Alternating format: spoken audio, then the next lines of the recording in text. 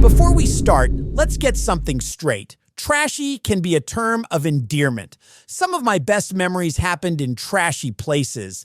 These Jersey Shore towns are fun. They're chaotic. They're authentic in a way that the bougie shore towns will never be. I genuinely love these places. But let's not kid ourselves. They're also absolute dumpster fires, and that's exactly why they're great. Today we're breaking down New Jersey's trashiest beach towns, the ones with reputations, the ones that make headlines for all the wrong reasons, the ones where you go for a fun weekend and leave with stories you can't tell your family. If you're from one of these towns getting defensive, relax. Trashy doesn't mean bad. It just means your boardwalk has seen some shit, and we respect that.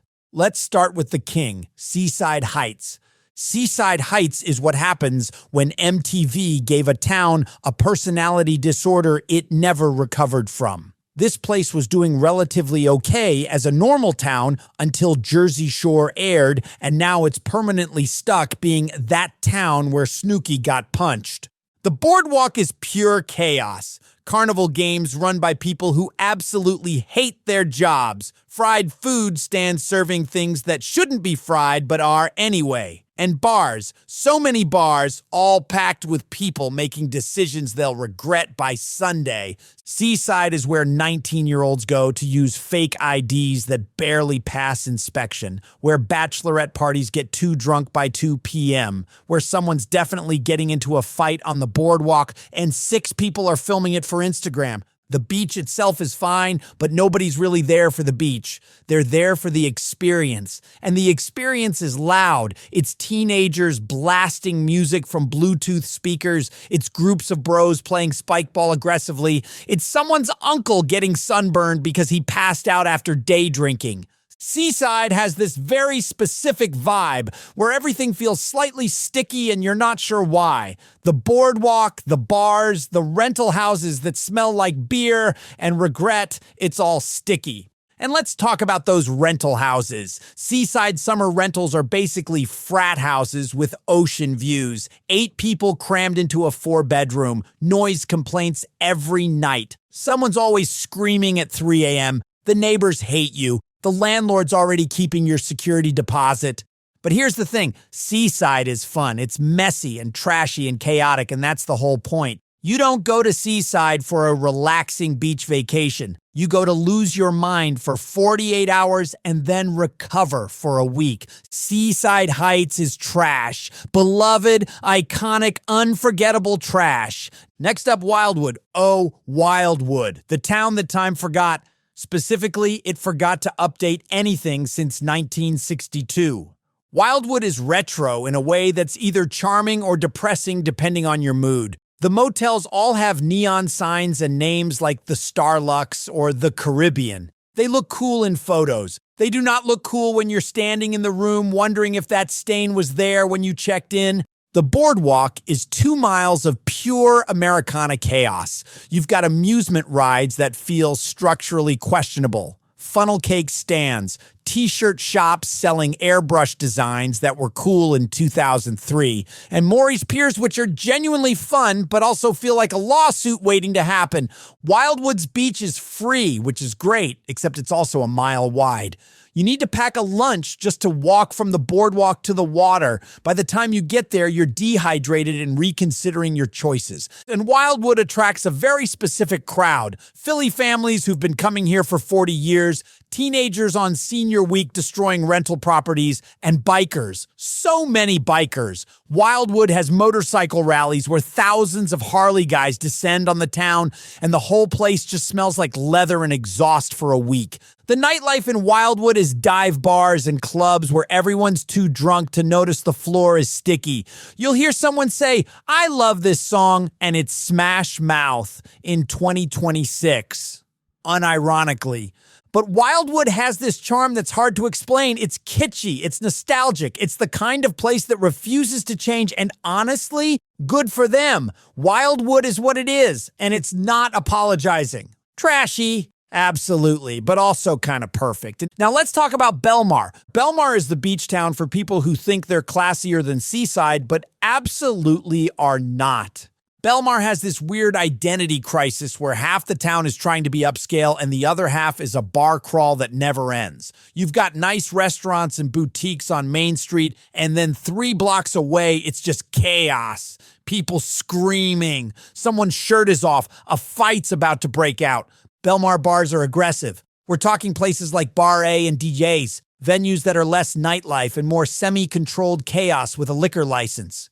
The crowds are a mix of finance bros from North Jersey, Staten Island spillover, and locals who are tired of both groups. Summer weekends in Belmar are a spectacle. The streets are packed. Every bar has a line. Someone's getting arrested. It's like if spring break happened in New Jersey, but with more vineyard vines and fewer morals. The beach itself is actually nice. The town's got decent sand, good waves, and a pretty shoreline. But the reputation isn't about the beach. It's about what happens after the beach. And what happens is drinking. Belmar also has this thing where the locals deeply resent the summer crowds, but also depend on them economically. So there's this constant tension. The bennies flood in, trash the town, and leave. The locals complain, clean up, and do it again next year. And Belmar summer rentals are their own category of disaster. Houses packed with 12 people splitting rent. Noise complaints every night. Someone's always throwing a party that gets shut down by 11 p.m. The neighbors are one noise violation away from forming a militia. But Belmar keeps the party going every summer, every weekend. It's exhausting just thinking about it. Let's move on to Atlantic City. Atlantic City isn't just trashy. It's historically trashy. This place has been declining since the 1970s and somehow still survives on pure chaos and gambling addiction. Atlantic City is what happens when Vegas has a kid with the Jersey Shore and then abandons it. Casinos everywhere. Boardwalk that's half beautiful, half apocalyptic. Neighborhoods you absolutely do not walk through after dark. The boardwalk is this weird contrast of glamour and decay. You've got high-end casinos like Borgata and Ocean trying to be fancy, and then 3 blocks away, there's a boarded-up building and someone asking if you need anything. It's jarring. Atlantic City casinos are where people go to feel rich for 4 hours and then leave broken. The slot machines, the poker tables, the sports books, all designed to take your money while giving you free drinks and the illusion of a good time. And the crowds in AC are unmatched. You've got retirees burning through Social Security on penny slots, bachelor parties making terrible decisions at the craps table, and people who drove 2 hours from Philly just to lose $500 and eat at a mediocre buffet. The beach exists, technically, but nobody's really there for the beach. You're there to gamble, drink, and maybe see a concert at the Borgata. The ocean is just set dressing. Atlantic City also has this very specific sadness to it. You'll be walking the boardwalk at 9 a.m. and see people who clearly never left the casino. Just zombies in visors clutching plastic cups, squinting at the sunlight like vampires. But AC has energy. It's gritty. It's real. It's the kind of place where you see a wedding party, a bachelorette group, and someone getting arrested all in the same frame. It's beautiful in its own way. Atlantic City is trash, but it's our trash.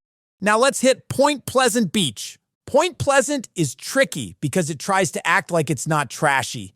But then Jenkinson's boardwalk exists and ruins the whole illusion. Point Pleasant has 2 sides. The northern end, which is quieter and family-friendly, and the boardwalk area, which is pure Jersey Shore energy. Jenkinson's is fun. Arcade, rides, aquarium, all the boardwalk classics. But it also attracts every screaming child and overwhelmed parent in a 50-mile radius. The bars in Point Pleasant are where the real trash comes out.